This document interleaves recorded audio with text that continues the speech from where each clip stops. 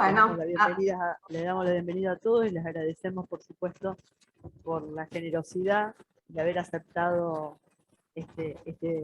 participar de este panel en estas jornadas. Así que gracias, Juli, te dejo. bueno, no, gracias a vos, Erika. Aprovecho para darles la bienvenida a todos.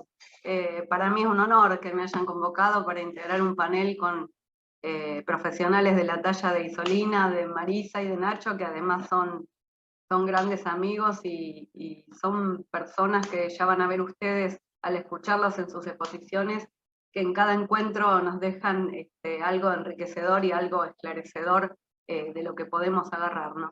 Por mi parte vengo a hacer una suerte de telonera de los expositores, y la tarea que me encomendaron fue tratar de hacer una especie de introducción al concepto de dilema ético, que trataré de realizar en pocos minutos de la mejor forma que pueda, particularmente en lo que tiene que ver o está enfocado en los dilemas bioéticos a los que nos ha enfrentado la pandemia de COVID-19. Desde un punto de vista técnico, cuando hablamos de un dilema ético, estamos aludiendo a un argumento que contiene dos proposiciones morales contrarias, por así decirlo, lo cual genera una disyuntiva que nos va a llevar a tratar de determinar cuál de esas dos opciones es la mejor. Esto quiere decir que todas las opciones que se presentan frente a un dilema tienen una implicancia negativa.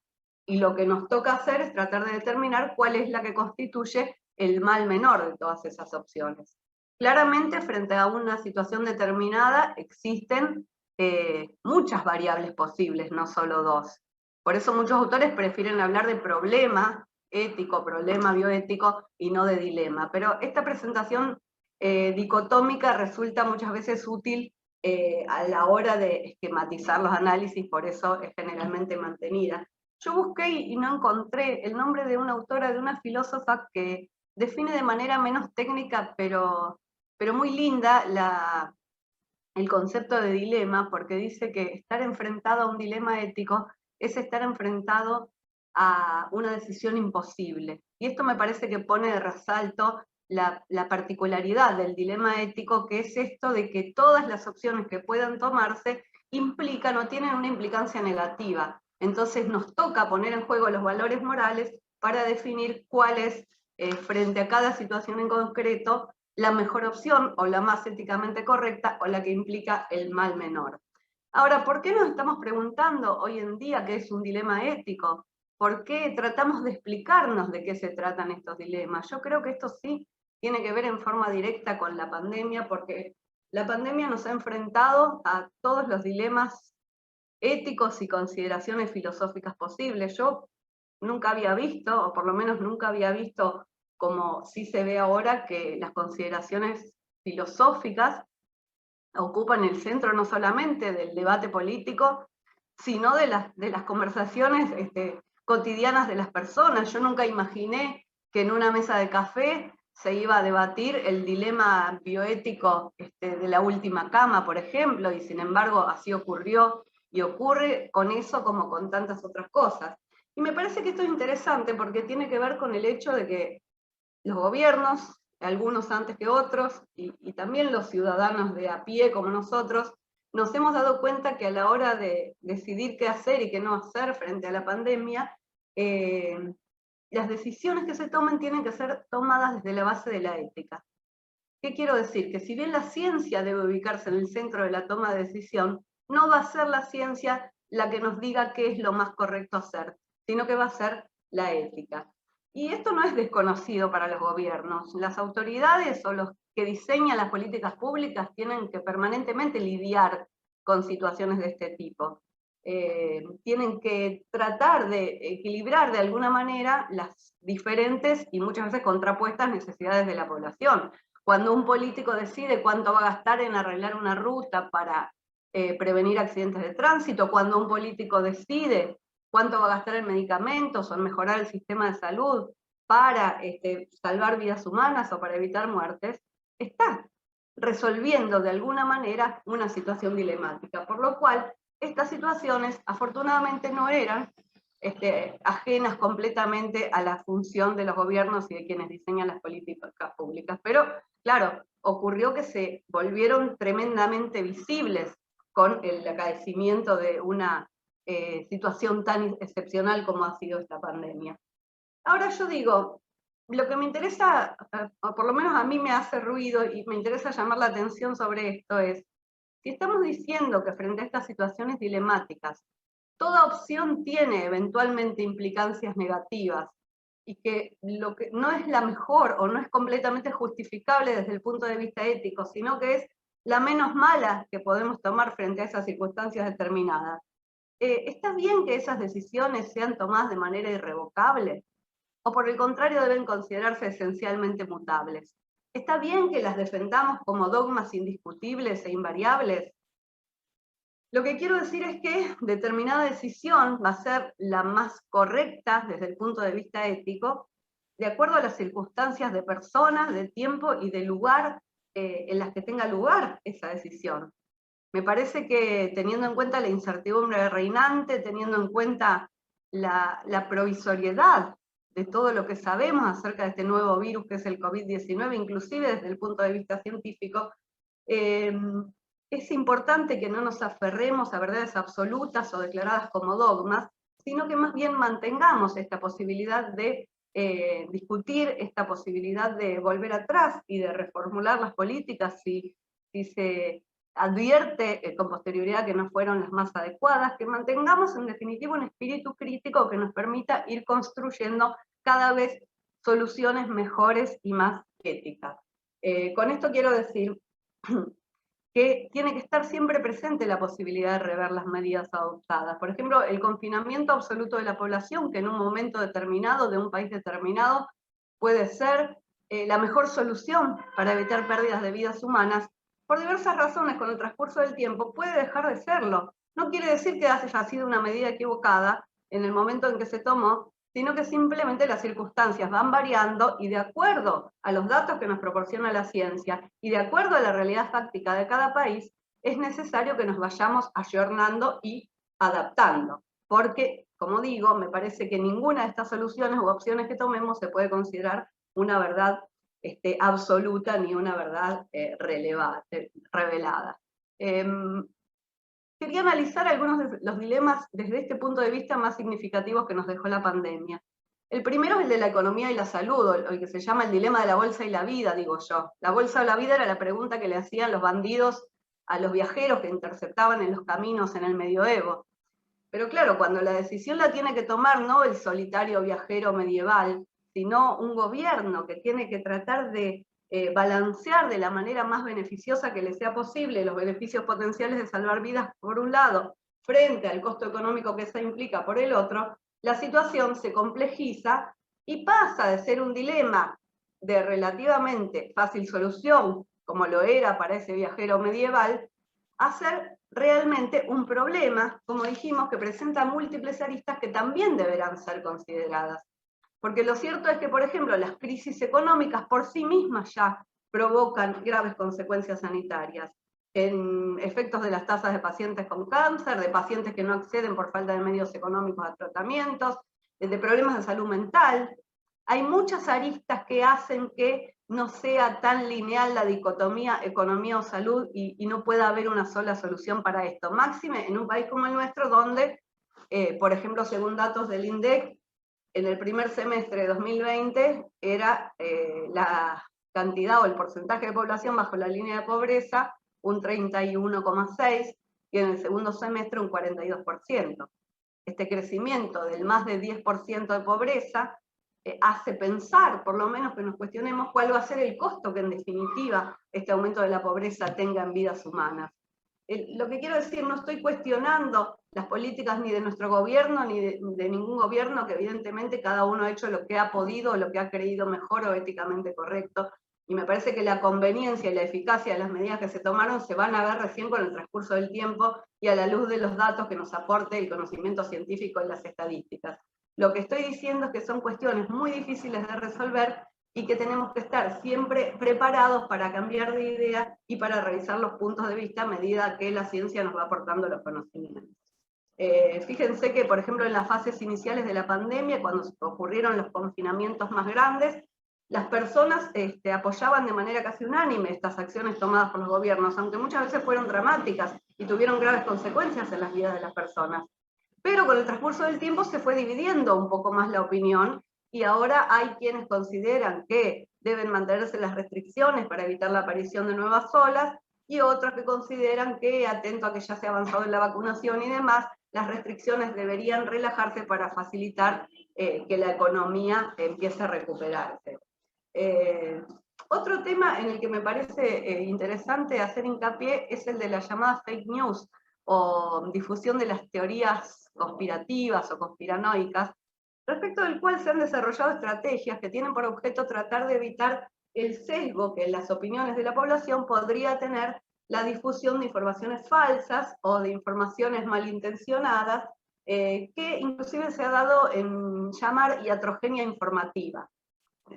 Haciendo una suerte de paralelismo entre la iatrogenia que nosotros conocemos en el ámbito de la medicina, como las consecuencias dañosas para la salud o la vida de las personas que las prácticas médicas pueden tener, equiparándola a la llamada iatrogenia informativa, que serían las consecuencias dañosas que las prácticas de difusión de información falsa pudieran ocasionar a las personas por ser reiteradas a través de los medios de comunicación o de las redes sociales.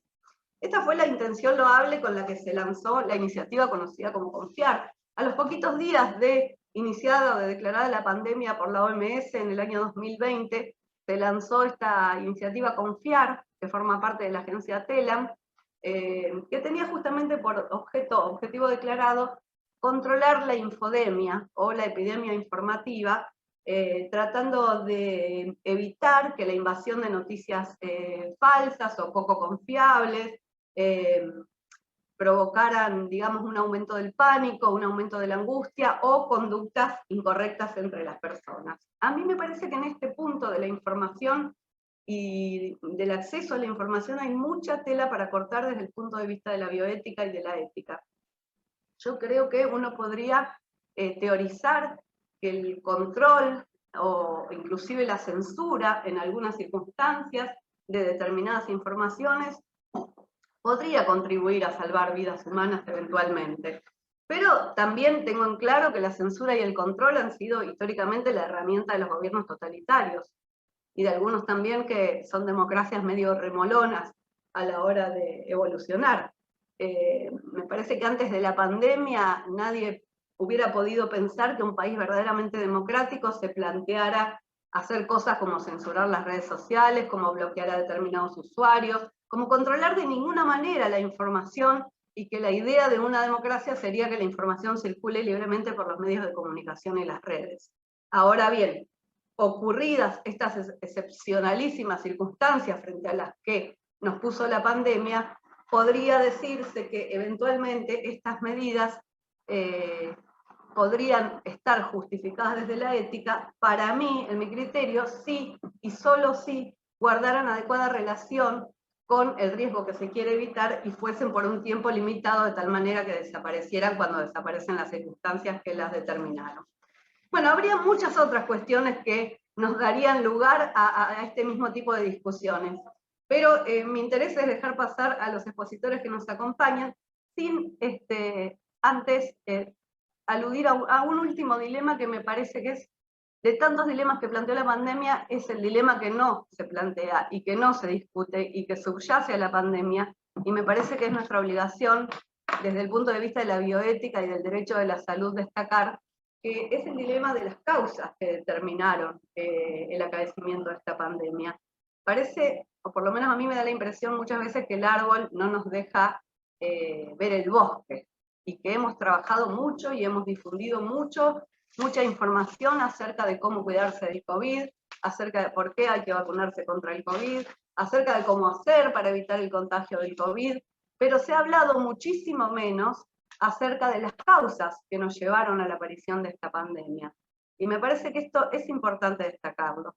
Me parece que estos retos socioambientales a los que nos enfrentamos actualmente, entre los cuales se cuentan las enfermedades zoonóticas de las que participan tanto el VIH como los coronavirus, deberían ser las cuestiones que sean discutidas hoy a nivel global con tanto ahínco como discutimos el control de la pandemia. Creo que debemos actuar y tratar de ver un poquito más allá de esta emergencia sanitaria mundial y buscar las causas, porque las causas no están en otro lado que en las actividades humanas que se han tornado cada vez más insostenibles. Ya sea que mencionemos el incremento de la demanda de proteínas de origen animal para el consumo humano, el uso y la explotación de los animales salvajes, la industria extractiva, la crisis climática puesta en marcha por la utilización de combustibles fósiles, lo que se pone de manifiesto es que la causa profunda de esta pandemia y de las muchas que vendrán si no cambiamos las reglas de juego, tiene que ver con la destrucción acelerada de los hábitats que hemos producido los propios seres humanos. Y me parece que la única opción ética frente a esto es poner la misma determinación en cambiar las políticas que la que hemos puesto hasta el momento, o la que hemos puesto en el pasado, en alterar el curso natural o el curso de la naturaleza y de la vida animal. Y en este sentido, y con esto termino, tengo la impresión de que para que las políticas públicas sean verdaderamente éticas, deben guardar coherencia unas con otras. Y me parece poco coherente que hagamos todos los ciudadanos de este país tamaños esfuerzos, en mayor o menor medida cada uno, para afrontar esta pandemia que nos ha costado en aislamiento, que nos ha costado en pérdida de seres queridos, que nos ha costado en la parte económica, que nos ha costado en restricción a nuestras libertades, pero por otro lado tengamos a nuestro río Paraná con la bajante más grande de su historia, por otro lado tengamos ardiendo durante días y días nuestros humedales sin poderlo solucionar y con la ley cajoneada en el Congreso, y por otro lado estemos pensando como salida para la crisis económica nada menos que en firmar un acuerdo con China para la instalación de granjas de cerdos que no van a traer seguramente otra cosa más que nuevas pandemias. Por algo los chinos mataron 250 millones de cerdos, además de manera horrenda, quemándolos vivos o enterrándolos vivos, para evitar la proliferación de la gripe porcina africana o cosa por el estilo, no recuerdo cómo se llamaba. Entonces me parece que si algo hay que pedir como ciudadanos comunes que somos, como profesionales que nos desempeñamos en el derecho, es que las decisiones de nuestros políticos guarden adecuada coherencia en este sentido. Con esto termino lo que tenía para decirles y le voy a dar paso a nuestra querida Marisa Eisenberg. Me gustaría comentarles su hoja de vida, aunque nos pasó la reducida, digamos, la versión resumida es extensa, pero bueno, les comento las cosas más salientes de la querida Marisa. Ella es abogada, es docente, es investigadora y es consultora en el ámbito del derecho de la salud. Yo les diría que es casi la dueña del derecho de la salud en la Argentina.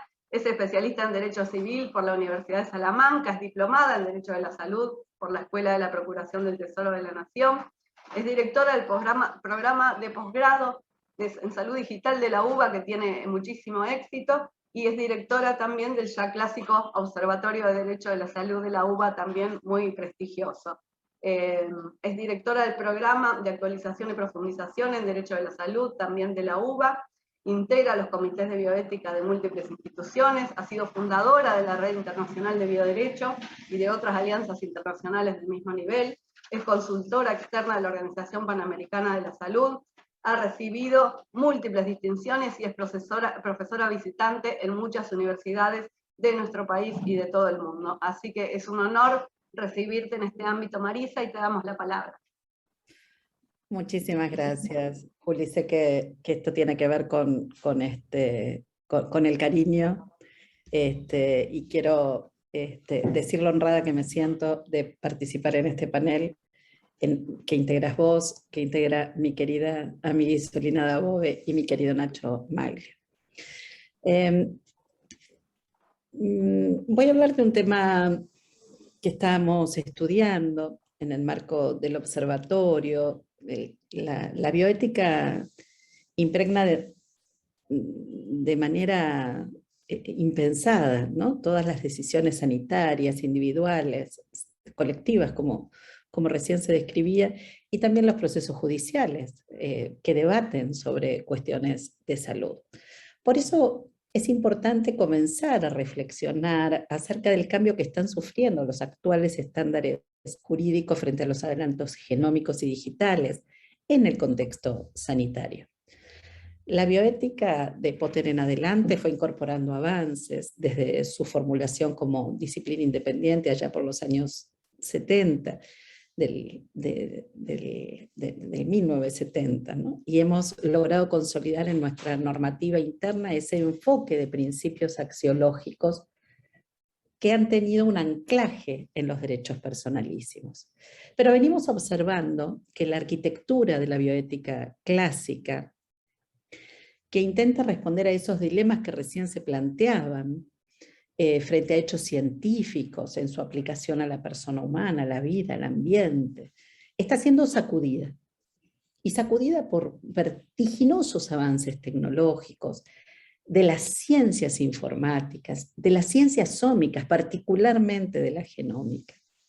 Y todo esto constituye un enorme potencial en los avances de la humanidad, pero también genera potenciales riesgos sobre los que necesitamos reflexionar y construir respuestas entre todos. Si repasamos muy brevemente los principales estándares jurídicos de la bioética actual, con sus orígenes en las pautas éticas alemanas del siglo XX, el Código Ético de Berlín, las normas prusianas del 1900, a las que se sumaron luego normas para los tratamientos curativos en 1931, que establecieron aquellos principios básicos, ¿no? Los requisitos del consentimiento, la experimentación en individuos en situaciones sociales precarias, los que hoy llamamos situación de vulnerabilidad, o en niños o jóvenes menores de 18 años, nuestros niños, niñas y adolescentes. El punto de inflexión, ¿no? Con los juicios de Nuremberg terminada la Segunda Guerra Mundial, la atrocidad que allí se vivió, punto de partida de esos lineamientos internacionales hoy vigentes marcados por el Código de Nuremberg de 1947, decálogo fundante de la investigación en seres humanos, con premisas más vigentes que nunca, como recién se dijo, en la búsqueda del bien social, de evitar daños o sufrimientos que fueran innecesarios, la evaluación del riesgo en función de los beneficios potenciales, la necesidad de contar con investigadores científicamente calificados, entre muchos otros. Otro hito, la Declaración de Helsinki. La Declaración de Helsinki de la Asamblea Médica Mundial en el año 1964, bajo el principio fundamental de la protección de los derechos y de los intereses de las personas que participan en las investigaciones, su vida, su dignidad, su integridad, autodeterminación, intimidad, confidencialidad, protocolos de investigación, comités de ética de investigación, todo eso ya se fue conversando en esas declaraciones que obviamente tuvieron diversas actualizaciones. Tokio, Venecia, Hong Kong, Edimburgo y Fortaleza. No podemos dejar de referirnos brevemente al informe Belmont, ¿no? Del año 79 de la Comisión Nacional para la Protección de Sujetos Humanos de Investigación Biomédica, también como consecuencia de aquellas terribles irregularidades cometidas en el estudio de sífilis, ¿no? De Alabama, entre el 32 y el 72, 1932 y 1972, y enuncia en su reelaboración que hacen sus autores, Bellams y Childress, en 1979, lo que todos conocemos como el principialismo de la bioética, con las reglas de autonomía, beneficencia, no maleficencia y justicia. En 1982, las regulaciones del Consejo de Organizaciones Internacionales de las Ciencias Médicas junto a la Organización Mundial de la Salud, con las pautas éticas internacionales para la investigación relacionadas con la salud de los seres humanos, que también tuvieron diversas actualizaciones posteriores, que incluyen, fíjense ustedes, el valor social y científico de la investigación, tema central que seguimos debatiendo hoy, más vigente que nunca. El entorno de recursos escasos, la gestión de materiales biológicos, los datos, allí ya se habla de datos, como recién se decía. Las guías ICH del año 1996, con la fuente de lineamientos, ¿no? Consensuados con las principales autoridades regulatorias en el ámbito internacional, junto a la industria farmacéutica, referidas a eficacia y seguridad, pero que también tienen muchos aspectos bioéticos a tener en cuenta en la investigación con seres humanos.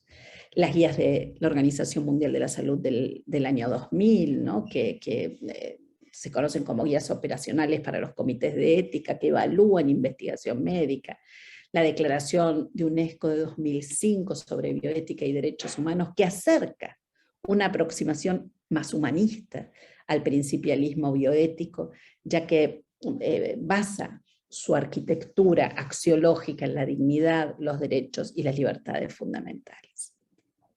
Dentro de nuestra normativa, no podemos dejar de referirnos al Código Civil y Comercial de la Nación, que incorpora ese enfoque humanista a partir de la llave de interpretación que es el artículo 17, y luego con la inviolabilidad de la persona humana y el principio de dignidad del artículo 51, el Estatuto de los Derechos Personalísimos, que se incorporan también en nuestro Código Civil, institutos caros también al derecho de la salud, como son las pautas de investigación para seres humanos del artículo 58, el consentimiento informado del 59, las directivas médicas anticipadas del artículo 60. Y a ello también, en este ecosistema, traemos, tironeamos y encontramos otras normas de contenido bioético, como la regulación de los comités de ética hospitalarios, la ley 24.742, la ley de protección de datos, ¿no? Los datos sensibles de nuestra 25326, que requiere de una urgente reforma, los derechos del paciente, la llamada ley de muerte digna, la identidad de género, reproducción médicamente asistida, trasplante de órganos, interrupción voluntaria de embarazo, entre muchas otras. El Ministerio, en el SOFLO, el Ministerio de Salud de la Nación y la resolución 1480 que aprueba las guías de investigación para seres humanos, y más recientemente una resolución, la 1049 del año 2021, no todo lo que a mí me hubiese gustado, que habla sobre los derechos de los pacientes para el equipo de salud. Tendremos que promover un cambio de pacientes a ciudadanos sanitarios. Pero bueno, el ANMAT con la disposición 6677 del 2010 sobre buenas prácticas clínicas. Y todo este repaso que rápidamente hicimos es para ver que ese enfoque principialista con sustento en los derechos humanos son puestos a prueba hoy por los avances que transitamos en esta era, que tiene la posibilidad de alterar la propia esencia humana a través de la incorporación de tecnología e innovación en el ámbito científico. Ya sea desde la vía digital, como lo que nos trae el campo de la inteligencia artificial aplicada al ámbito de la salud, o bien por la vía biológica, con todos los adelantos genómicos, el conocimiento que se ha adquirido en este campo y la posibilidad de manipulación. Observamos que los desarrollos en el área de la inteligencia artificial presentan desafíos bioéticos vinculados, por ejemplo, a la opacidad en la toma de decisiones, la discriminación, por diversas razones, geográficas, económicas, de grupos, ¿no? De género, y todo lo que ustedes se imaginan. La intromisión en nuestras vidas privadas, el uso con fines diferentes a los que han sido autorizados. También observamos dificultades en la implementación de, por ejemplo, el consentimiento informado para su aplicación, ya que el consentimiento está pensado para su uso en entornos clínicos y a favor del derecho a la autodeterminación y a la autonomía. Pero en cambio, los términos y condiciones están pensados para favorecer empresas. Los médicos van a prescribir apps, y allí se abrirá esta doble vía de pacientes y de usuarios de servicios en un contexto de salud absolutamente mercantilizado. Si no aceptamos esos términos y condiciones, no vamos a acceder al servicio de salud. También se ponen a prueba la seguridad y la transparencia de los resultados y de los procesos. Los sesgos de discriminación por cuestiones de sexo u otros de raza u otros motivos, la privacidad de los datos, los segundos usos. No estamos hablando de un futuro que está lejos de nosotros.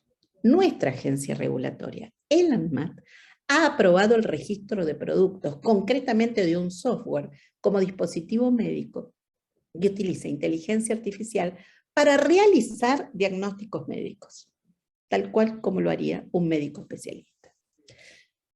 Y desde la perspectiva de los pacientes también están cambiando las cosas. Fíjense ¿Qué pasa con Neil Harbisson? Neil Harbisson nace con una patología que se llama monocromía, veía solamente en blanco y negro, y su cerebro, en su cerebro fue insertado un Aborg, un ojo que le permite ver los colores que él no podía. Pero también le permite ver otras cosas que los humanos no pueden. Por ejemplo, los rayos infrarrojos.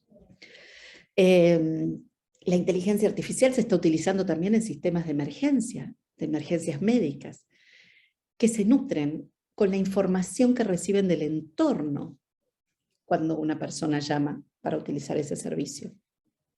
Y así la respiración, los ruidos del ambiente, permitieron, por ejemplo, discriminar que una persona que se había caído de una escalera arreglando las tejas de un techo, no se había caído porque la escalera se destabilizó, sino que se había caído porque había tenido un infarto.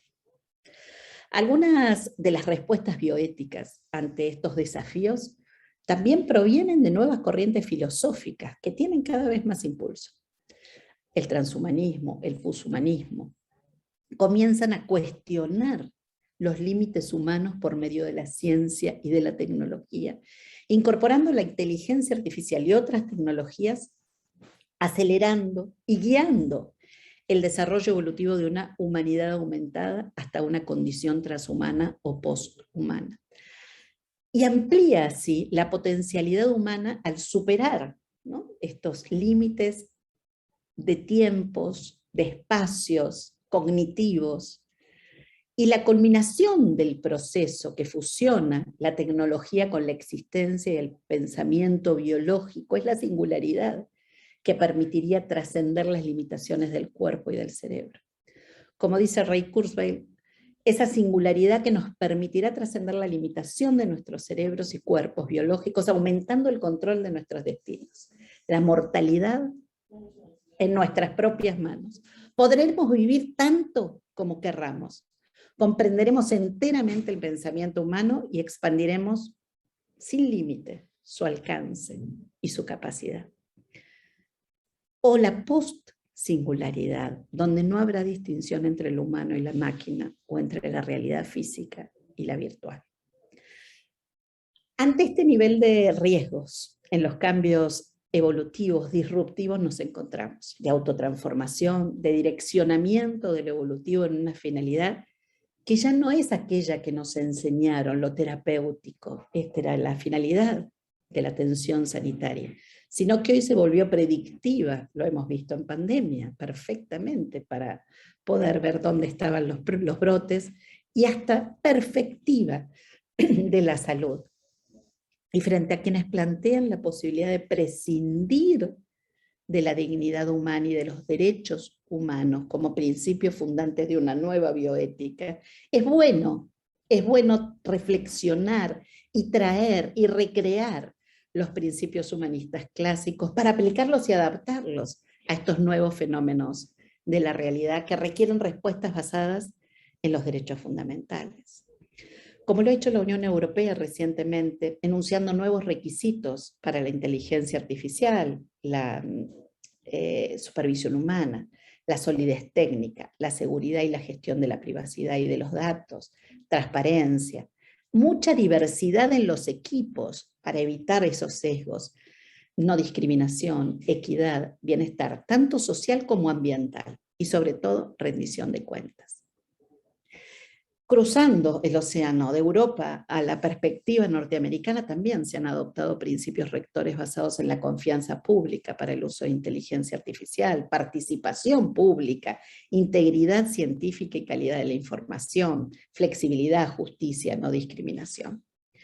Nuevas disciplinas irrumpen, tocan nuestra puerta para interpelar la vigencia de los estándares bioéticos clásicos, lingüística computacional, asistentes conversacionales, los chatbots, el Big Data, Machine Learning, Deep Learning, procesamiento de lenguaje natural, realidad virtual, semiología digital, Internet de las cosas, blockchain.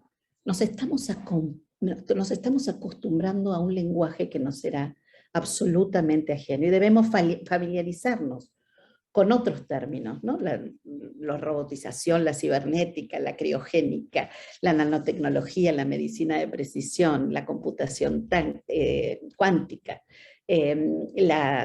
los implantes neuronales, las interfaces cerebro-digitales, los medicamentos digitales que introducen un pequeño sensor de rastreo que al tomar el medicamento y entrar en contacto con nuestro cuerpo empieza a enviar datos que deben ser resguardados.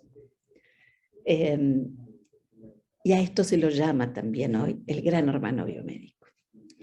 Las universidades y los centros de estudio también estamos frente a este desafío, el desafío de la formación, cómo cambiar rápidamente y adoptar estas currículas. Y para ir terminando, en el nuevo milenio el hombre se enfrenta a uno de los retos más grandes de su historia, ¿no? Donde su propia existencia y su futuro se acercaron a límites que no eran imaginables, ni siquiera en la ciencia ficción. Hoy se puede curar, pero también se puede perfeccionar al ser humano y nos hemos acercado a fronteras realmente desconocidas. De lo terapéutico y reparador de la enfermedad a lo perfectivo, ¿no? Con el principio de una bioética que Nick Bostrom, a quien tendremos el orgullo de tener los días 8, 9 y 10 la próxima semana, en las jornadas que organiza el Observatorio de Salud en la Facultad de Derecho de la UBA. Y con ese planteo que él nos trae del principio de longevidad ilimitada y la posibilidad de proyectar la condición humana para evitar el proceso de envejecimiento, ese alargamiento telemérico que ya se consiguió en investigaciones de laboratorio. O el principio de asimetría del daño que plantean Glannon y Harris, ¿no? Sobre el beneficio de vivir con una discapacidad y que ello no resultaría compensable por el daño de poseerla. O los progenitores obligados a descartar embriones con genes potencialmente criminales o genes menos favorecidos para la sociedad. Estamos frente a una nueva bioética. Max Moore plantea el cuestionamiento de los límites humanos por medio de la ciencia y la tecnología.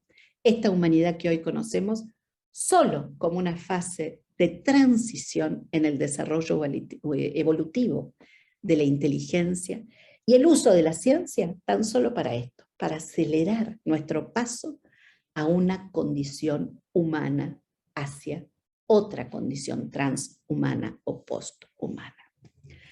Las tecnologías nacen de las manos de los hombres y no debería haber nada más que humanismo en ellas, en la esperanza de una sociedad distinta, aquella que teníamos cuando empezó la pandemia, ¿no?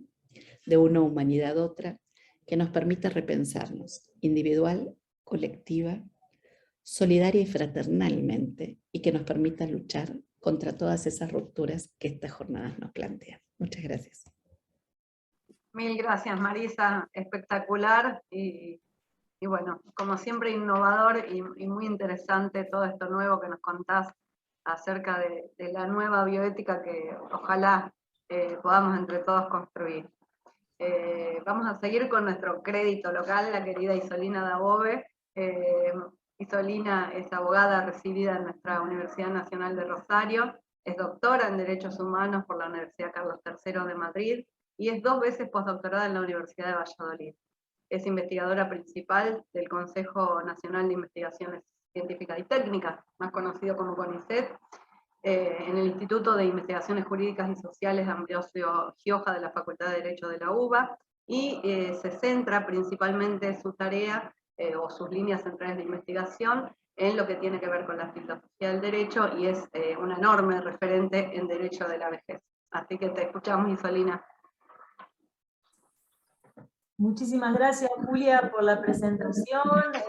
Gracias, Erika, por ser la cara visible de la organización de estas jornadas que nuclea a un destacadísimo grupo de profesionales que trabajan en el marco de la Facultad de Derecho, en el Centro de Estudios y Debate de la Seguridad Social y la Secretaría de Extensión de la querida casa en la que nos hemos formado.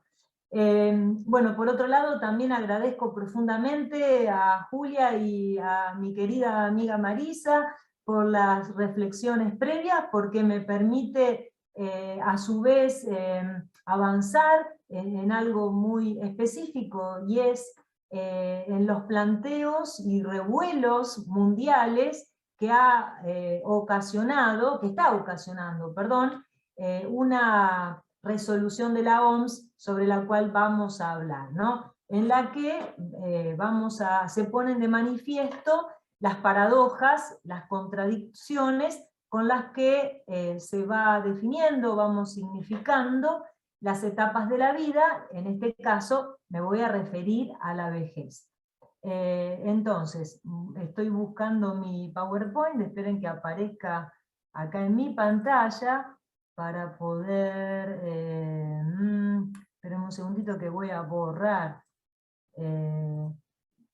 cosas que tengo abiertas que me impiden acceder al archivito que quiero. A ver, ténganme paciencia. No, tengo que cerrar aún más. A ver si ahora me da lugar a abrirlo. Un segundito. Lo tenía en pantalla y ahora no sé por qué no aparece. Espérenme una cosa más, voy a abrir. Evidentemente debo tener... no sé por qué no me abre. Espérenme un segundito.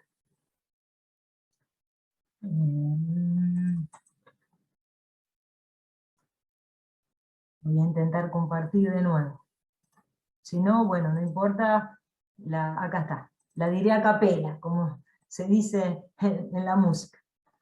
Bueno, entonces, el tema que me ha convocado para estas jornadas que se refieren a los desafíos de la seguridad social tiene que ver entonces con una decisión de la OMS de incluir a la vejez dentro de un manual que se llama Código de Clasificación Internacional de las Enfermedades.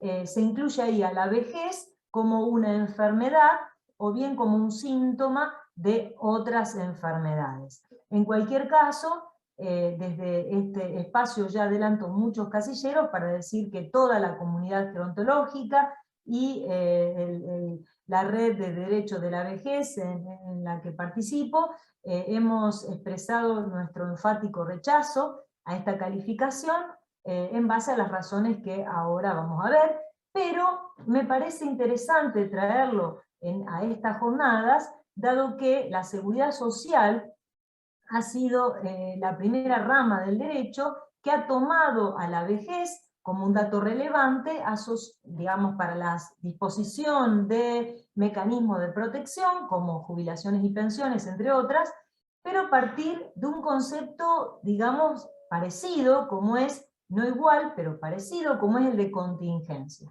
Entonces, en la actualidad, esta discusión ha tomado carice, digamos, una relevancia enorme, y bueno, en este espacio les propongo que pensemos si esta calificación es positiva, es negativa, qué diálogos podemos entablar con la seguridad social en esta lectura ya clásica de la vejez, o desde el derecho de la vejez, que parte de un concepto diferente.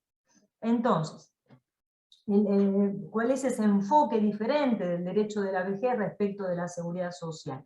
Primero, estamos frente a una rama transversal, novedosa, que con el enfoque trialista podemos decir surge de la articulación de una nueva realidad social, geronto globalizada, que hoy está atravesada por la pandemia. También esta realidad social hoy cuenta con un tratado de derechos humanos muy importante para su reconocimiento desde el punto de vista de las fuentes formales, y a su vez de esta articulación se han plasmado criterios de justicia específicos, ¿no?, que difieren del clásico de la seguridad social. Entonces introduce el derecho de la vejez nuevos interrogantes hacia la propia seguridad social, de la cual toma elementos, pero no queda subsumida en la seguridad social, dado que el derecho de la vejez aborda otras temáticas que exceden el campo específico de esta rama que hoy nos une en este encuentro. Entonces, dentro de la realidad social, simplemente una pequeña mención para señalar que la longevidad hoy ha alcanzado una extensión insospechada en otras épocas históricas. La vejez además se ha convertido en sí misma en la etapa más larga de todas dentro del ciclo vital, ya que en función de las expectativas estándares de vida, la vejez que comienza, se considera hoy que su inicio aparece a partir de los 60 años y se extiende hasta la muerte. Este lapso de vida hoy en promedio en el mundo abarca entre 20 y 30 años. Entonces, si lo aplicamos a esta cantidad de años a las edades anteriores, veríamos que desde que nacemos hasta los 20 años, en realidad nuestra cultura y sobre todo el derecho ha generado una hiperfragmentación y herramientas súper específicas para dar cuenta de la diversidad de la evolución humana. Sin embargo, cuando llegamos a la vejez, ponemos a todo el mundo en el mismo saco, desde los 60, da lo mismo, ya sos vieja, sos inútil, sos pasiva, clase pasiva, ¿no? Como desde el sistema previsional se nos califica, y ya parece que todas las viejas, los viejos, trabajamos, actuamos, vivimos de la misma manera. Nada de esto es cierto, nada de esto es real. Como dice la canción, ocurre todo lo contrario. Si hay una etapa absolutamente diversa, o que muestra de una manera clarísima la unicidad, como diría Goldschmidt, de la vida humana, es la vejez, porque las personas mayores viven atravesadas no solo por la edad, por las transformaciones en sus cuerpos, sino también por la intersección con otros aspectos como el género, las discapacidades que tengan o no, la pobreza o riqueza, el acceso a la cultura, etcétera, etcétera. Envejecemos en interacción con nuestro hábitat, entonces ahí se explica en mayor medida esta diversidad. La pandemia además puso en evidencia las desigualdades estructurales, las posiciones de desventaja, pero también desde el derecho de la vejez vemos que esta realidad social, como les decía, cuenta hoy con bases normativas, en este caso que nos nuclea en el continente americano, como es la Convención Interamericana sobre la Protección de los Derechos Humanos de las Personas Mayores. Hasta ahora esa convención cuenta con 8 ratificaciones absolutamente finalizadas: Uruguay, Costa Rica, Bolivia, Chile, Argentina, El Salvador, Ecuador, Perú este año, está en proceso Colombia, y un poco más retrasado está Brasil. Pero con esto quiero marcar que el derecho de la vejez hoy cuenta con un sólido instrumento jurídico directamente aplicable, que en Argentina tiene jerarquía supralegal, que habilita la interposición de recursos de contraconvencionalidad, además de inconstitucionalidad, contra cualquier decisión que contraríe sus estándares. Muy bien, avanzo. Bueno, aquí está el impacto dentro de nuestro sistema. Lo último que digo es que el año pasado el Senado Nacional otorgó media sanción al proyecto de declarar la jerarquía constitucional de este tratado, y esperemos que este año se logre en diputados, ya que hay voluntad política. Al mismo tiempo, decíamos, el derecho de la vejez se organizó en base a un criterio de justicia, que en alguna oportunidad he denominado justicia gerontológica, ¿no? Y que tiene como foco de atención la exigencia de promover el espacio de libertad necesaria en la vejez, para que cada individuo se transforme en persona, dice Goldschmidt, se personalice. ¿Qué quiere decir esto? Desarrolle sus planes de vida en dignidad, en plenitud, en las mismas condiciones que todos los demás. Muy bien, entonces, bajo estas coordenadas, el derecho de la vejez define al envejecimiento y a la vejez desde un punto de vista activo y saludable. El artículo 2 de la Convención Interamericana claramente dice lo que ahora vamos a ver, que el envejecimiento es un proceso mediante el cual se optimizan las oportunidades de bienestar de todo tipo, de participar en actividades culturales, etc. Y el objetivo de esto es ampliar la esperanza de vida con calidad, para poder seguir contribuyendo activamente en nuestro entorno, en nuestras familias. Asimismo, la Convención, en este artículo 2, define a la vejez como una construcción social de la última etapa del ciclo de vida completo, diría Erickson. Bueno, este enfoque nada tiene que ver con la calificación que ha promovido la OMS de la vejez como enfermedad, incluida en este manual cuya tapa vemos ahora en pantalla. Cuento muy brevemente cómo hasta donde investigué, ¿no es cierto?, cómo se redacta este manual que clasifica las enfermedades y problemas de salud. Es elaborado a partir de la información que le brindan los ministerios de salud de la nación de cada estado parte.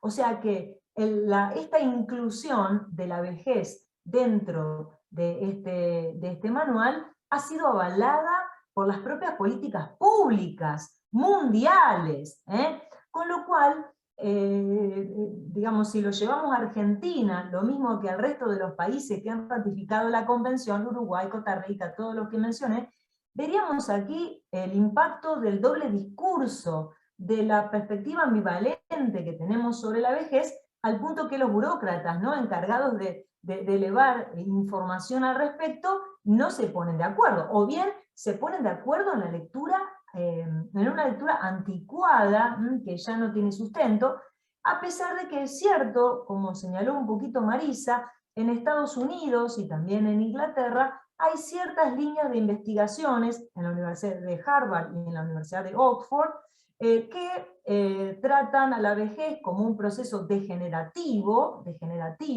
como una enfermedad, que puede ser curada, ¿no? Y entonces todas las investigaciones están trabajando en ese sentido. Bueno, desde el derecho de la vejez consideramos que esta es una lectura unidimensional, sesgada, totalmente ideologizada, que nada tiene que ver con lo que la realidad nos indica en torno a esta etapa, y mucho menos en torno al ciclo de vida completo, porque la vejez es parte de un circuito que debe ser leído en su totalidad. Por otra parte, la misma OMS, en su Constitución, define a la enfermedad como aquella alteración o desviación del estado fisiológico que en una o varias partes del cuerpo, por causas en general conocidas, manifestada por síntomas y signos característicos, y cuya evolución es más o menos previsible. A ver, los cambios que se producen en nuestros cuerpos en esta etapa de la vida tienen una envergadura parecida a los cambios que vamos sufriendo a otras edades de la vida, y no por eso vamos a calificar a la adolescencia, por ejemplo, como una enfermedad, porque nuestro cuerpo cambia, se transforma, se dan cuenta. Entonces, o bien este concepto de enfermedad está equivocado, entonces habrá que hacer una nueva discusión, o digamos, están sintonizando un dial que no es el de las ciencias de la gerontología, ¿no? Bueno, como sea, al mismo tiempo, hoy justamente me llegó una noticia de la OMS, en donde, según un informe que se divulga exactamente, dice que, bueno, habla del envejecimiento creciente, esto no es novedad, pero sí me interesó subrayar este dato, ¿no? Sobre padecimiento mental, ¿no?, que es el fantasma, como diría Marx, que hoy se cierne sobre los estados en el mundo, los padecimientos mentales de todo tipo en la vejez. Fíjense los datos que la misma OMS proporciona.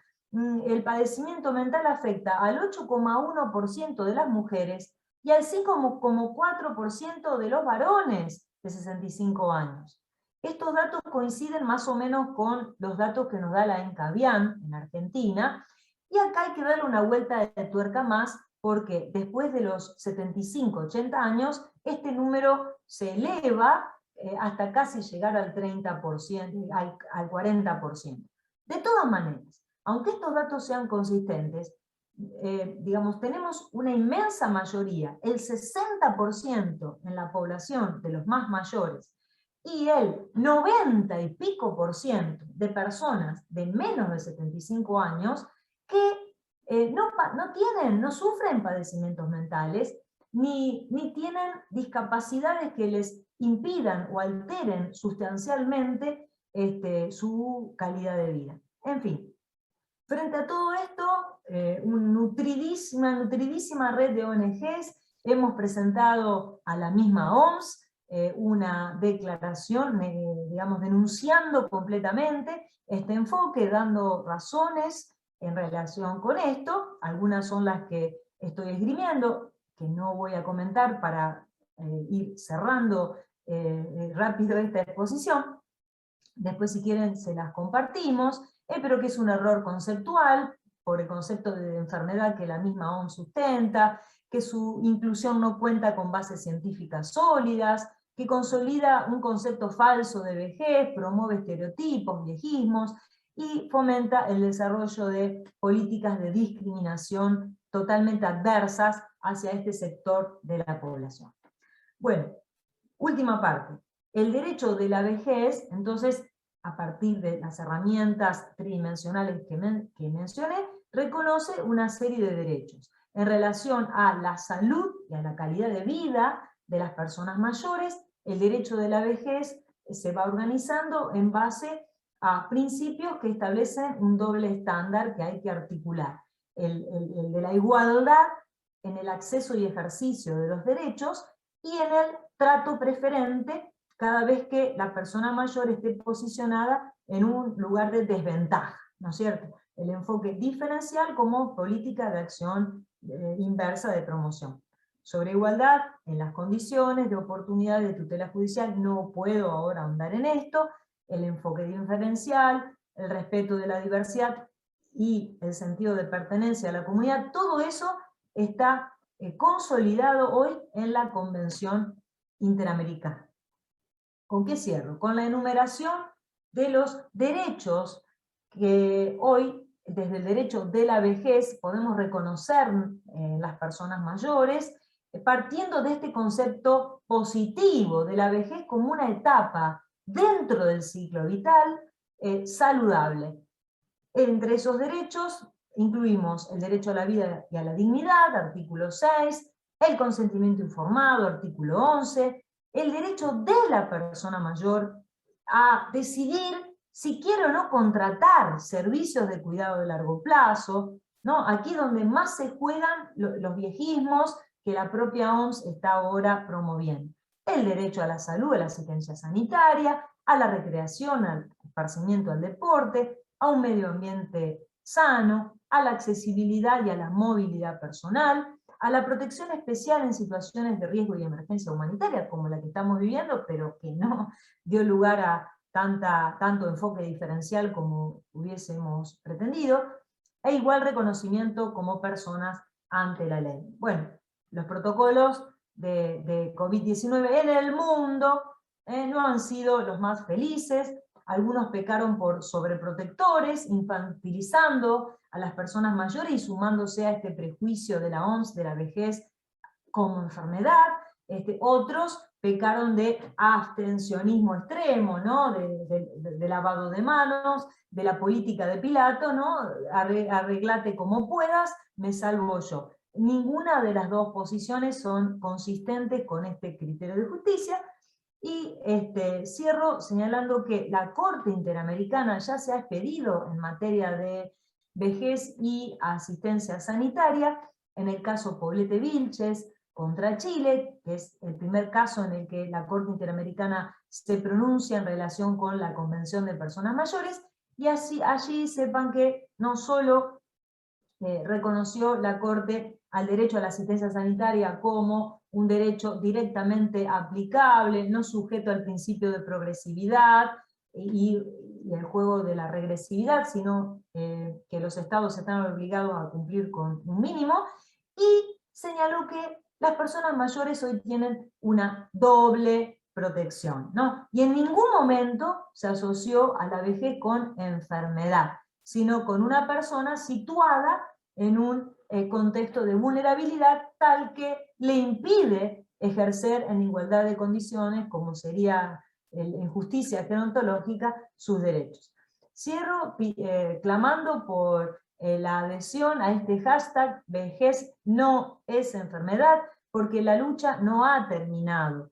La OMS editó el año pasado, trabajó en la edición de este manual, en una nueva edición, en la 11ª, de este manual que el año que viene va a entrar en vigor. Igual estamos en lucha, probablemente entre en vigor, pero vamos a seguir peleando para que nunca más volvamos a calificar a la vejez como una etapa de decrepitud, senilidad y pasividad tan alejada de lo que la realidad del envejecimiento nuestro, el de cada uno de nosotros, nos indica. Bueno, gracias, espero no haberme ido demasiado de tiempo.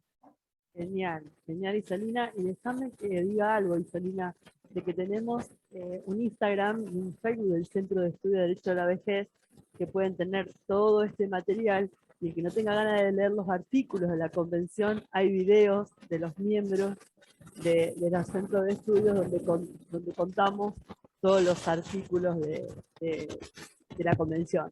Así que los invitamos a que sigan las redes del Centro de Investigación de Derecho a la Vejez, que es de la Facultad de Derecho de la Universidad Nacional de Rosario, y Isolina es la directora general y la directora ejecutiva es la doctora Roxana Di Tulio, así que los invitamos a seguir y ahí van a encontrar todo esto que Isolina nos está contando.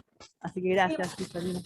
No, muchísimas gracias, Erika, y te agradezco porque vos fuiste la iniciadora de las redes del centro y efectivamente pueden acceder ahí a cada uno de los artículos de videitos cortitos que pueden utilizarse incluso de manera didáctica, ¿no? Para darlas a disposición. Muchas gracias, Erika.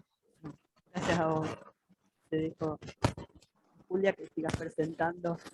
Bueno, espectacular, Isolina, muchas gracias, y acompañamos la lucha, acompañamos el hashtag. Parece mentira que tengamos que estar en estas instancias verdaderamente, pero bueno, hacemos fuerza entre todos, cada uno desde nuestras redes, de derecho de la salud, de derecho previsional, y ojalá se revierta esto. Vamos con Nacho. ¿Cómo estás, Nacho? Buenas tardes. Hola. Hago una pequeña presentación de Nacho. Ya muchos lo conocen. Diré que es abogado, es diplomado en salud pública, es jefe del Departamento de Riesgo Médico del Hospital Muñiz de la Capital Federal y coordinador del área de promoción de derechos y miembro del Comité de Bioética de la Fundación Huésped desde hace muchos años. Coordina también el Comité de Bioética del Sanatorio Finoquieto. Ha sido miembro en calidad de experto de la Comisión Asesora del Consejo Nacional de Bioética y Derechos Humanos del Ministerio de Justicia y Derechos Humanos de la Nación. Es fundador y secretario de la Sociedad Argentina de SIDA desde el año 1995, que Nacho trabaja allí, y asesor jurídico de la Fundación Trauma, de la Sociedad Argentina de Infectología, de Reumatología y de la Sociedad Argentina de Diabetes. Es decir, que lo tienen casi todas ellas como consejero e integrante de sus comités. Es profesor universitario en la UBA, profesor titular de regulaciones en la maestría de investigación farmacoclínica de la UAI, es presidente de nuestro querido capítulo argentino de la Red Bioética y es miembro del Consejo Directivo de la Red Bioética UNESCO, a cargo de la Coordinación en Ética de la Ciencia. Ha participado en muchas misiones oficiales de UNESCO para la capacitación de comisiones nacionales de bioética en diversos países de nuestra América Latina. Fue representante del Estado argentino en el Comité Intergubernamental de Bioética de la UNESCO. Es miembro del Comité de Ética y Derechos Humanos COVID-19 del Ministerio de Salud de la Nación de nuestro país. Trabaja en la profesión de manera liberal, es autor de libros, de trabajos y de publicaciones vinculadas al derecho médico, a la investigación clínica, conferencista en jornadas nacionales e internacionales, vinculadas también al derecho médico, a la bioética y a la investigación clínica. Y bueno, hasta aquí lo leo, Nacho, y te doy la bienvenida para tener la oportunidad de escucharte. Julia, muchas gracias, querida amiga. Solo preciso saber si se está viendo mi presentación y se me escuchan bien. Perfecto. Fenómeno, muchas gracias. Entonces arrancamos una vez más. Gracias, Julia, por tu presentación. Un placer estar aquí, compartir con Isolina, con Marisa, con Karina, que está por allí, con tantas amigas, amigos a lo ancho y lo largo de todo el país. Así que un verdadero placer y un honor. Brevemente, bueno, primero gracias, Julia, por tu intervención. Creo que ha sido muy clara la definición, los alcances del concepto de dilema para la bioética, ¿no? También ha sido absolutamente iluminador para mí la presentación de Marisa, que siempre nos enseña, nos pone al día sobre los nuevos dilemas que plantea también la investigación en salud digital, estos fenómenos del singularismo, del transhumanismo, y finalmente la presentación de Isolina, de la cual también siempre uno aprende y admira por su militancia ferviente para promover los derechos en la vejez de los adultos mayores, ¿no? Parece mentira que, en realidad, después del desastre de la OMS durante la pandemia, digamos, después de esta suerte de casta de burócratas sanitarios, uno no se sorprende. Hasta no hace mucho tiempo la OMS también catalogaba a la homosexualidad de enfermedad. Así que no me sorprende, pero absolutamente de acuerdo con esta lucha y con ese hashtag, Isolina. Dicho esto, creo que cuando me invitan a estas charlas sobre lecciones aprendidas de la pandemia, yo creo que algunas las hemos aprendido, pero otras han sido enseñadas y todavía no han sido aprendidas, ¿no? Son como lecciones enseñadas, no aprendidas. Y en este sentido creo que para la bioética y para el campo del derecho, una de las lecciones más importantes que debemos quizás revitalizar es la idea de la necesidad de tener una suerte de gestión sanitaria por valores, ¿no?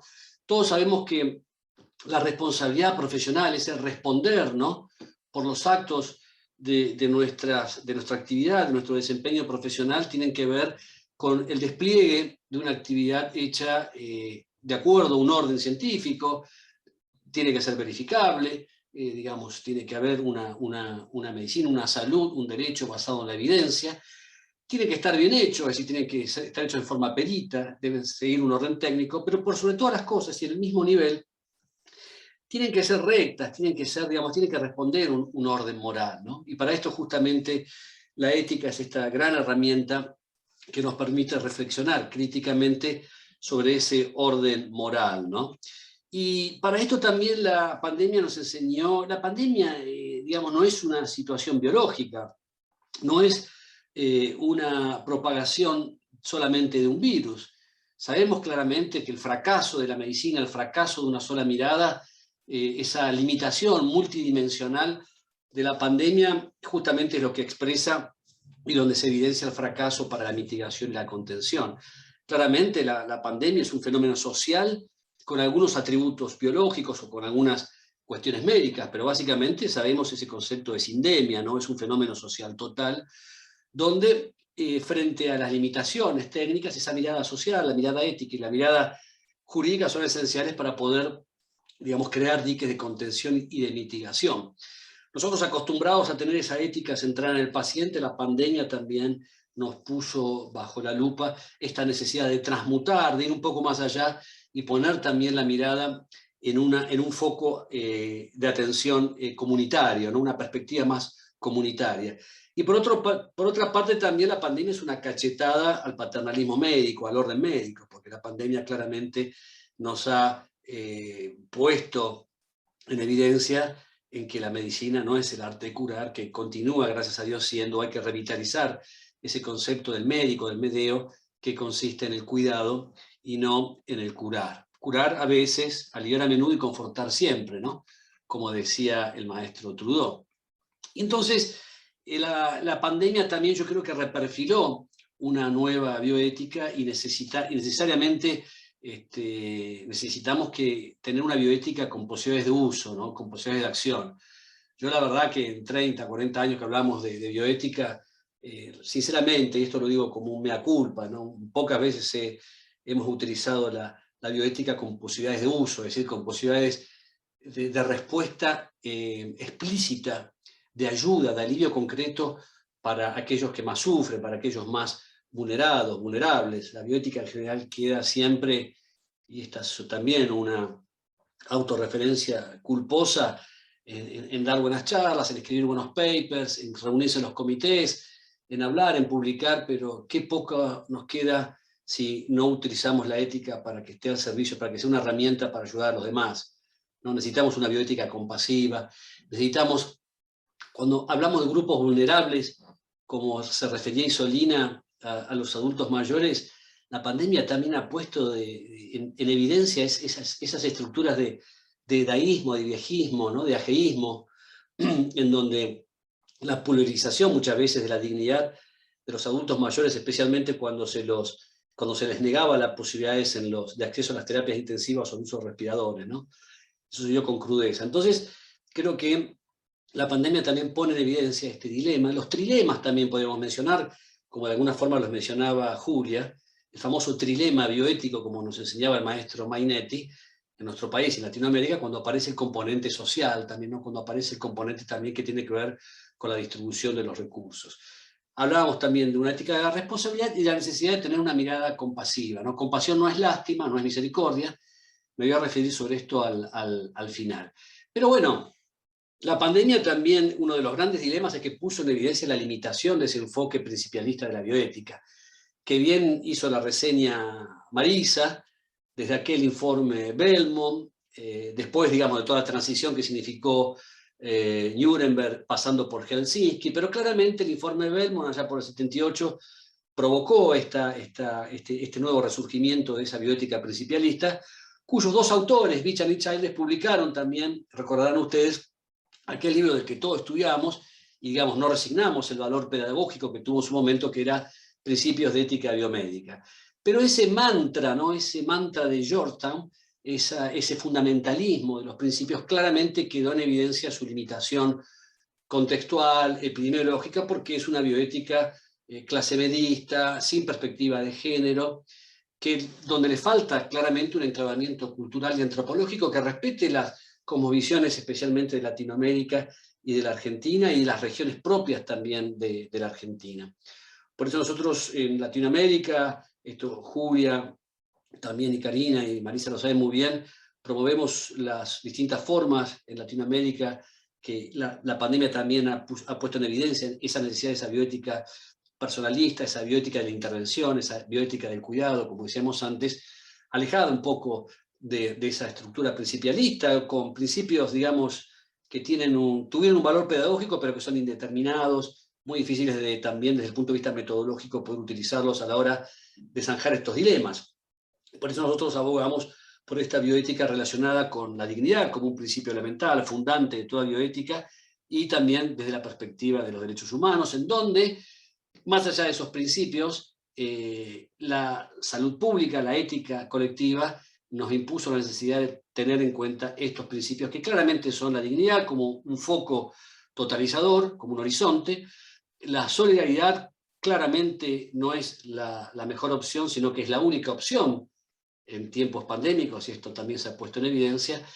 Y a nosotros, yo también como abogados, ¿no? Nuestra deformación profesional, que nos pasamos repitiendo un lenguaje oscuro, abyecto, opaco, también, que no da respuestas a la necesidad de la gente, ¿no? Y repetimos inveteradamente lo que nos enseñaba Ulpiano, en que la justicia y la equidad es dar a cada uno lo suyo. Bueno, ¿qué diablos es dar a cada uno lo suyo? Esto también vemos como esa ética principialista. Tenemos esta ética jurídica basada en estos adagios latinos que suenan bien, son coloridos, son floridos, pero que también tienen serias limitaciones a la hora de poder darnos luz. Entonces, nosotros creemos que la justicia y la equidad también tienen que dotarse de herramientas como la transparencia, la posibilidad de la discusión, digamos, en términos de valorar críticamente y también políticamente en el buen sentido de la política, cuáles son las circunstancias de justicia que nos permiten también indagar sobre esos procedimientos, que básicamente son la escasez de recursos, la disparidad de intereses y la presencia también de la heterogeneidad, digamos, de la composición social y las hegemonías, digamos, que producen y reproducen distintos sentidos de discriminación y de dominio. Y también la confianza.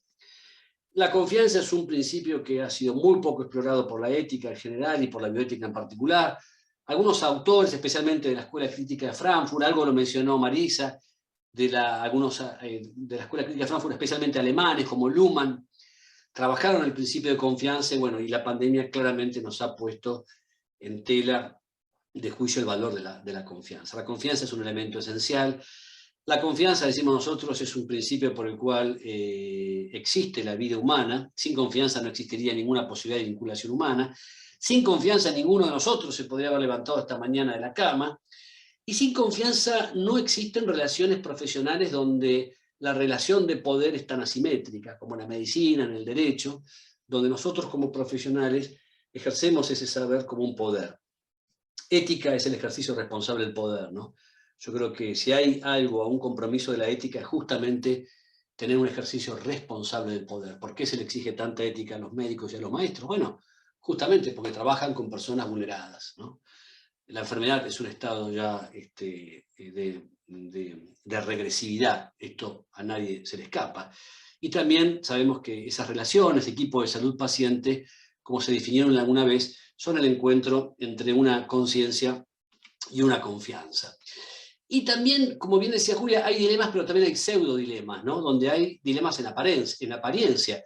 Y yo hoy lo que veo justamente es un pseudo-dilema en cuanto a la obligatoriedad o la voluntariedad de las vacunas, esto vinculado a la confianza. Para mí hoy resulta todavía inexplicable cómo las vacunas contra COVID-19 no son obligatorias, aún en contextos de aprobación de emergencia, cuando la propia ley de vacunas COVID y la ley de vacunas que reemplazó la ley del proceso, establecen que en épocas de pandemia o en épocas de emergencia sanitaria que hoy están decretadas, la indicación de las vacunas bajo cualquier procedimiento de aprobación deberían ser obligatorias. Pero, por ejemplo, yo tampoco hoy sigo sin, digamos, respuestas como en algunos sectores la vacuna no se ha impuesto como obligatoria, por ejemplo, en el caso de los trabajadores de la salud.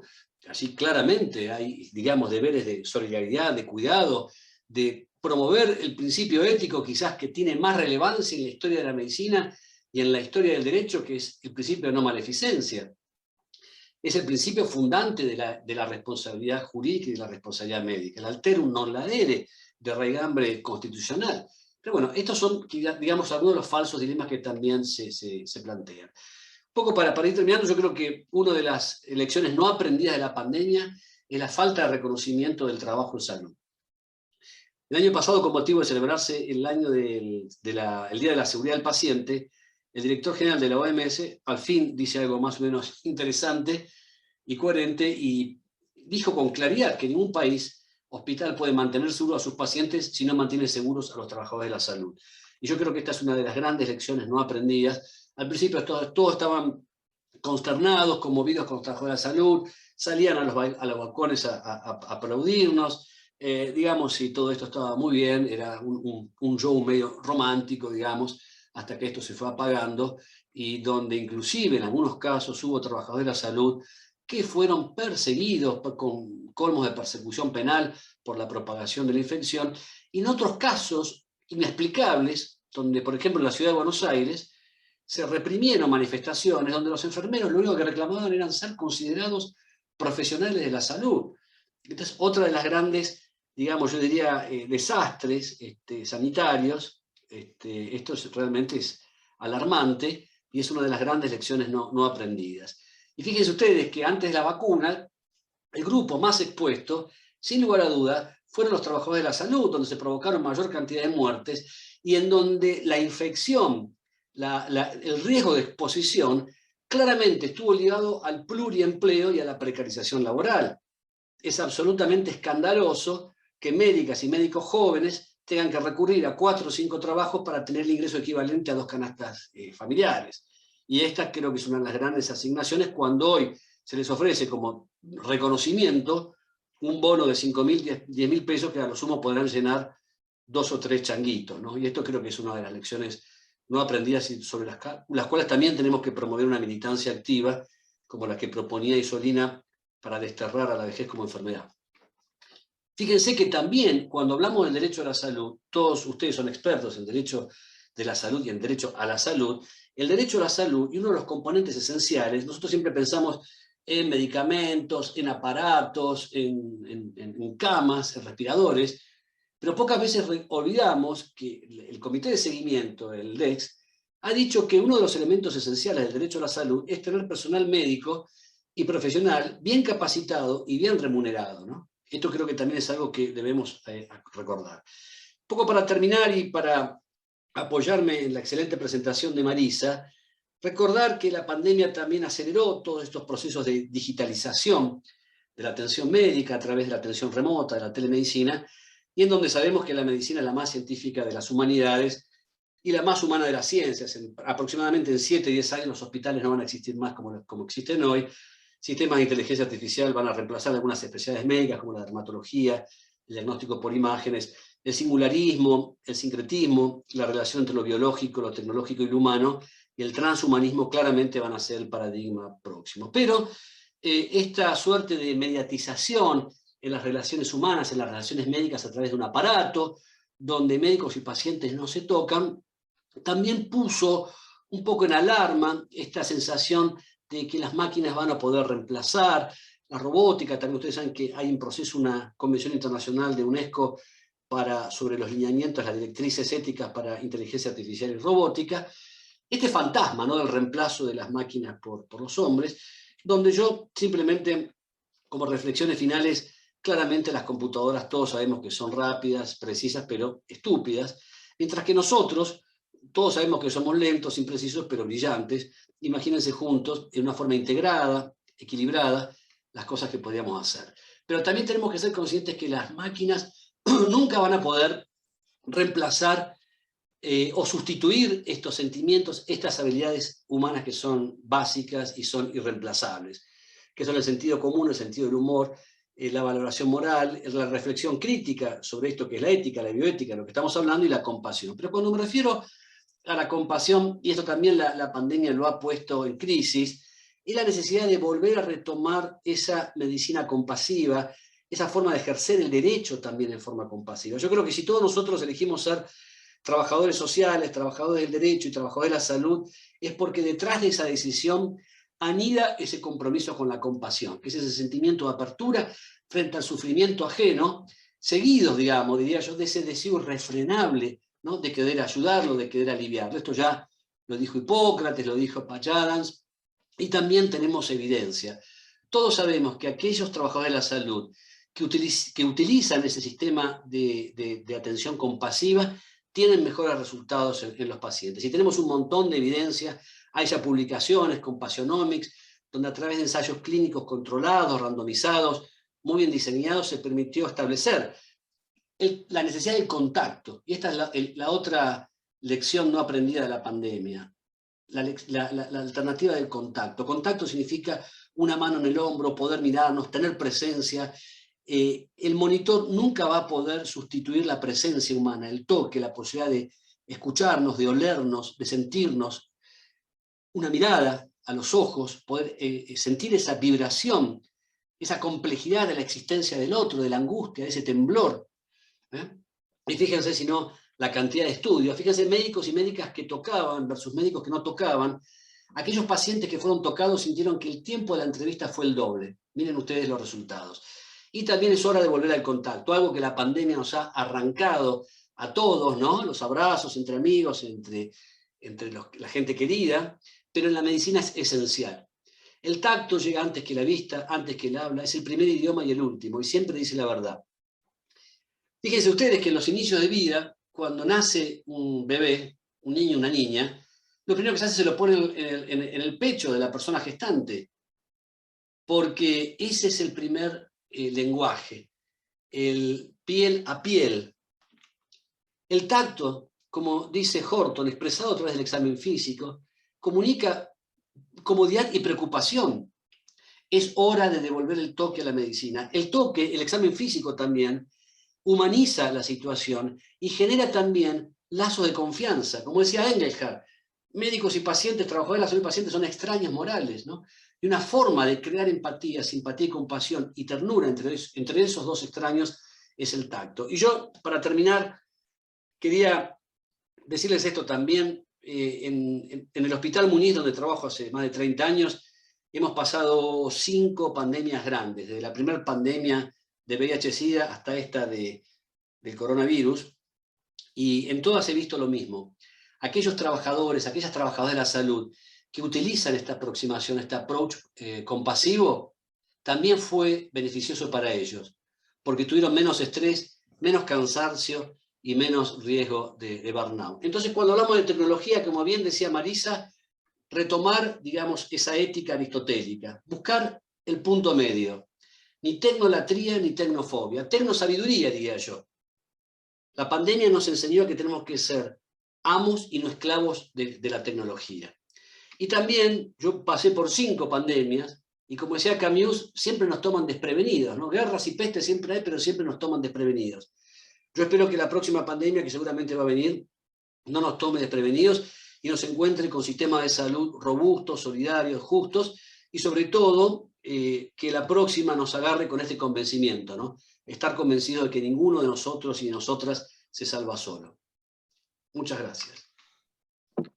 Muchas gracias a vos, Nacho. Muchísimas gracias. La verdad que es siempre un placer escucharte y me parecen unos aportes que nos hacen ver con mucha claridad las prioridades que aparecen. Sobre todo siempre me gusta que Nacho trae de alguna manera u otra la mirada de los profesionales de la salud y rescata el cuidado que les debemos a los que nos cuidan, ¿no? Esto que decía, y lo relaciono un poco también con lo que yo decía al principio de la coherencia.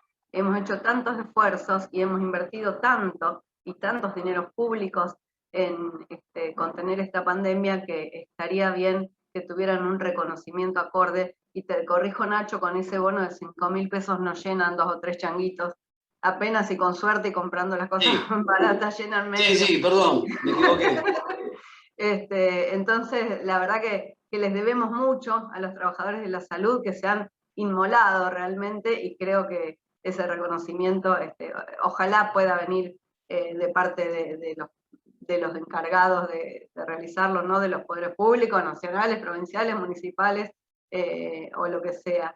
Y después, bueno, me dejan muchas inquietudes, mucha tela para cortar, mucho para analizar, lo que decía Marisa sobre el transhumanismo y lo que se viene, los desafíos que se vienen para la bioética sobre esto, lo que tiene que ver con la longevidad ilimitada, que seguramente va a ser también un área de estudio para la disciplina de Isolina. Creo que siempre que sobrevivamos a la pandemia y podamos acomodar en nuestra vida hacia el futuro y cumplir con los compromisos que tenemos asumidos con las futuras generaciones para hacer de este planeta un lugar habitable y seguro para nuestra humanidad, tenemos mucho por trabajar desde el derecho de la salud y la bioética, así que desde mi humilde lugar, con Karina, con todo el equipo del Instituto de Salud de acá de Rosario, les agradecemos a los 3, a Erika, Laura y a todos los que participaron de la organización por acompañarnos, por estar y por trabajar siempre tan activamente. Muchas gracias.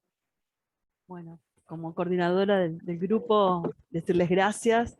Excelente, excelente como siempre. Los expositores de este último panel fueron de lujo, pero durante todo el día, quienes hemos participado desde las 14 horas, hemos cumplido ampliamente el objetivo que nos planteamos desde el centro, que yo les decía para ustedes que por ahí no estuvieron antes, decía, el objetivo nuestro es siempre plantear cómo estamos, qué está pasando, las expectativas y las broncas que nos agarramos, pero no quedarnos en la queja, sino ver qué hay y cómo podemos salir de esto, cómo podemos plantear, porque nos toca ser bisagra entre lo que venía un poco cómodo en determinados conceptos, esto que se aceleró, me parece, a partir de esta pandemia, que veíamos que venía mal, pero se aceleraron algunos puntos, y ahora nos toca ver cómo salimos de esto y enseñarle a las nuevas generaciones, en este caso de abogados o profesionales, cómo formar una cabeza nueva, ¿no? Pero a través del estudio, del conocimiento, de la empatía, y de un montón de palabras que usamos durante todo el día, que creo que eso es lo que tenemos que dejar. Y después, ¿por qué no? Algunos proyectos de reforma, decíamos hoy temprano.